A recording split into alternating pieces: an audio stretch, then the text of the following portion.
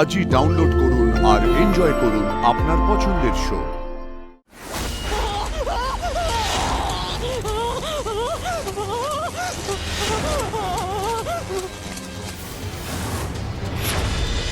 কাল রাত্রে তুমি একটু বেসামাল হয়ে পড়েছিলে। ওই মকটেল খেয়েছিলে, তারপরে কোথাও একটা গেলে, ওখান থেকে কি খেলে জানি না, ড্রিঙ্ক করলে যা হয় একটু বেশি বেসামাল হয়ে পড়েছিলে আর কি। আমি নিজে বুঝে কিছু করে নিয়ে ছি করার কিছু নেই, মাঝে মাঝে এরকম হতেই পারে, নো ওয়ারিস।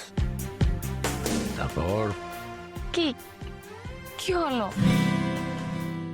তারপর তুমি আমাকে আর্য স্যার বলে ডাকবে না ঠিক করে নিলে। আর্য আর্য করেই ডাকছিলে, ভালো লাগছিল। সব করেছি,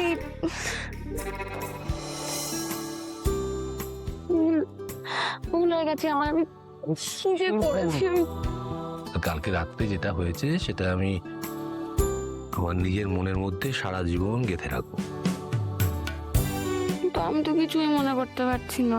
একটু সময় দাও, আস্তে আস্তে সবকিছু মনে পড়ে যাবে। আর্য, হে আর্য,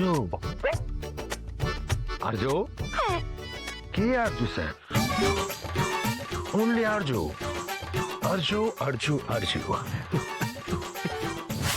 কি কেমন? মা, কি সুন্দর করে সাজিয়েছে ওরা এই চা খাওয়ার জায়গাটা। এটা শুধুমাত্র চা খাওয়ার জন্য নয়, এখানে একটা ইভেন্টও আছে। এই যে শীত চলে যাওয়ার পর এই শিরশিরে একটা আবহাওয়া, লনে বসে হালকা রোদ মেখে চায়ে চুমুক দেওয়ার মজাটাই আলাদা। কি হলো, কিছু বললে না? তাকিয়ে আছো? আপনাকে এখনো চেনা অনেকটা বাকি আছে স্যার। কেন কেন? এই যে কি সুন্দর করে বললেন, একদম কবিতার মতন। এই শোনো, দাঁড়াও। কবিতা উপন্যাস এগুলোর সঙ্গে আমার দূর দূরান্ত পর্যন্ত কোনো সম্পর্ক নেই। ঠিক ঠিক ঠিক, সেই আপনার মতন এত বড় বিজনেসম্যান একজন, সে যে এত ভালো গান করতে পারে সেটাও তো কেউ ভাবতে পারে না। যাই হোক, আমার মনে হয় কি মনে হয়, কি মনে হয়? এই ভাইদেরকে ডাকি, ওরাও নিশ্চয়ই চা খাবে। ঠিক আছে, পরে ডাকবে। তুমি কি মনে হয় সেটা বলো, ওরা ঘুমোচ্ছে। শীত শেষে রোদ গায়ে মেখে গরম চায় একসঙ্গে চুমুক দিলে ভালো হয় না? একটা ফোন করব? করো।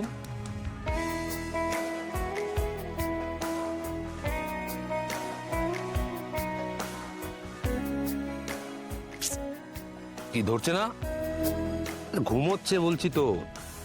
ধরছে না, আমি তাহলে গিয়ে ডেকে আনি ওদের। যাও, যেমন শীষ তেমন তার ভাই। Hello hello,